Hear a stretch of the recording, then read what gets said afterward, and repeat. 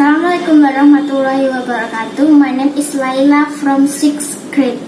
Here I will show you how to make iced tea.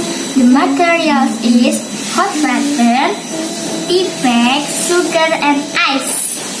First, put 1 tea bag into hot water.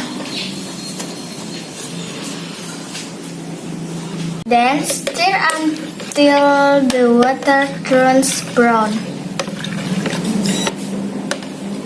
After that, add sugar and stir until blended.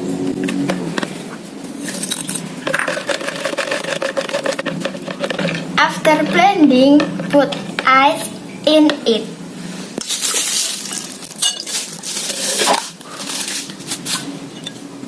Stir briefly, then pour the ice into the glass.